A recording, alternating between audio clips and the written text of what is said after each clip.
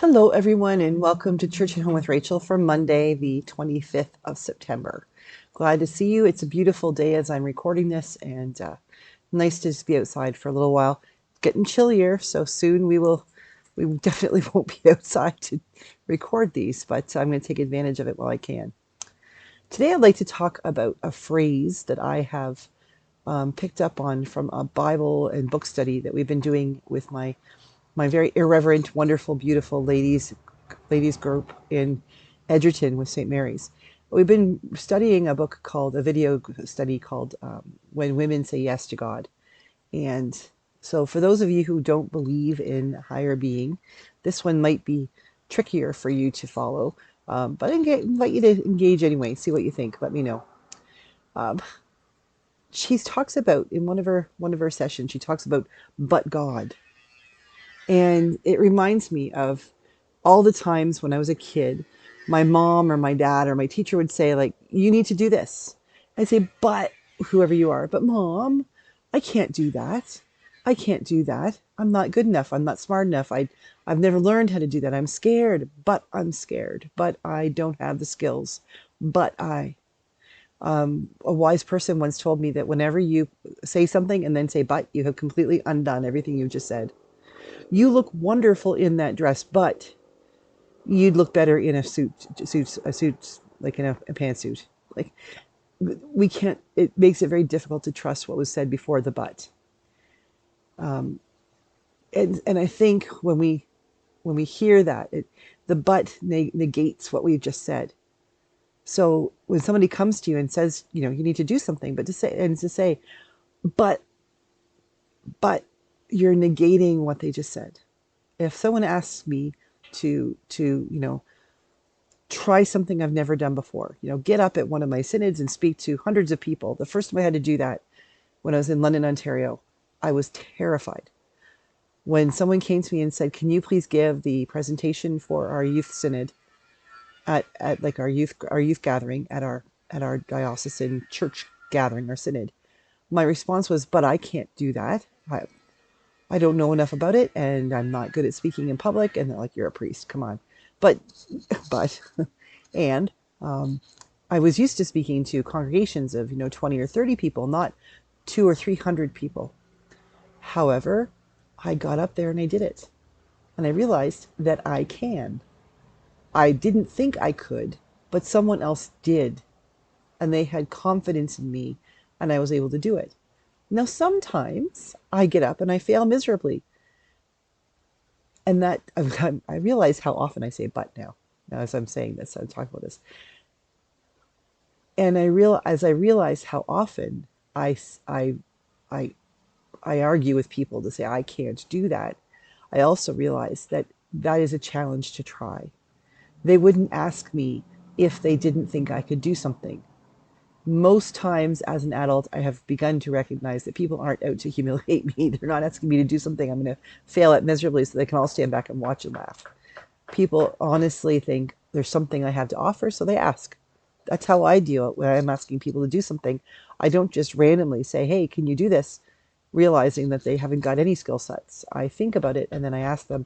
And often I ask them to do something outside the realm of what they believe to be possible, to expand their horizons, to give them an opportunity to surprise themselves, to realize that they have the ability to do something even if they don't feel comfortable. So this book we're working on, When Women Say Yes to God by Lisa TerKeurst, she talks about but God, but God.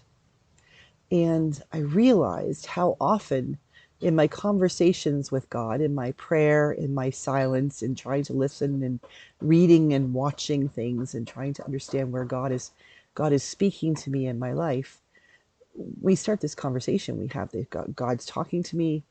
God does not speak to me audibly. I'm not hearing things.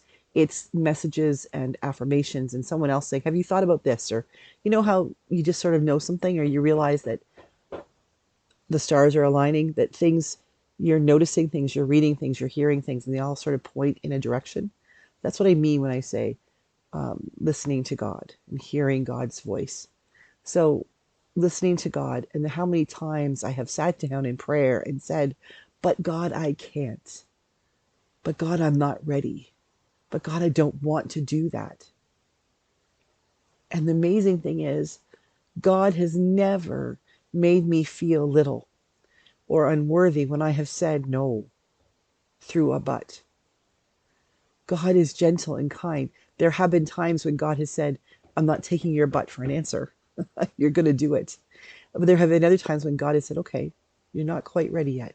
Let's just wait. Let's just wait and see. Give it time, more experience, and we'll come back. We'll circle back to this conversation at the right time. But God, I can't. But God. There's so many times when I have finished off a conversation with God saying, but God, and everything God has just said, everything God has invited me to do, everything God has told me has been going well. My response has been to negate that and say, but God, God says, Rachel, you're doing a good job. But God, I don't feel it. I failed there. I forgot to do this. I hurt someone's feelings. I preached a turd of a sermon.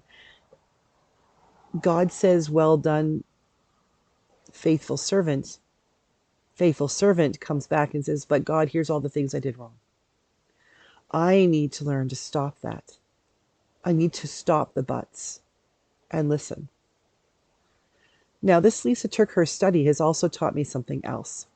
It's taught me to think about but God in a completely different way. All of those things that I've said no to God I can't do. God can say to me, how about you do this? How about you take on this new challenge? How about you try this new thing? And I'm about to say, but God, this is why I can't. And I think God is calling me, calling all of us to say nothing, to take a pause, take a beat, to listen to what we're about to say, and then realize that God never asks us to do something that God is not already offering, I will help you. With God's help. Our baptismal promises in the Anglican Church of Canada. I promise to do these 6 things. Every answer ends with God's help. We're not expected to do anything on our own steam. We're not expected to be able to go out there and, and pitch a home or strike a home, hit a home run first time at bat. We're not expected to go out there and first day of teaching and have every one of our kids come home knowing exactly how to spell every word. God gives us the grace and the help to work through things, to learn, to eventually get to where we need to be. And Lisa's talking about, but God was different. I can desire to be a great priest and pastor and YouTube hostess. I can desire to do all these things. And then I have to remember I can't do them on my own. I need God's help. Where I come to the end of my ability, then we say, but God. I have done X, but I still need, the world needs Y and Z, and I can't do them on my own. But God can. I am weary, and I am tired, and I'm frustrated, and I'm scared, and I'm alone. And I realize all this, and I put it all down and say, Heavenly Father, I need help. I don't know what to do. I don't know what you're saying. But God, you do. But God, you offer me wisdom. But God, you ask me to do something which I will not be called to do alone. You offer me yourself. Those 2 words, but God. They can be an excuse, but God, I can't. Or that closes up my universe. It really shrinks up my possibilities. Or I can say, but God. And it opens up the universe. It creates endless possibilities because with God, I can do all things I am asked to do. With God, our creation can heal. With God, we can save the people around us. With God, we can teach children about love and care and hope. With God, we can reach out to our seniors who are preparing for their end of life, who are scared, and those who don't know what to expect. With God, we can do anything. We need to remember to shift, but God, I can't, to, but God, you can. It's not, it's simple and it's not. It's a new way of thinking. It's a new discipline to learn. But it's worth it, isn't it? Have a great day talking and hearing and paying attention to all that comes after we recognize, but God can and will. I'll see you again tomorrow for Church at Home with Rachel. God bless you.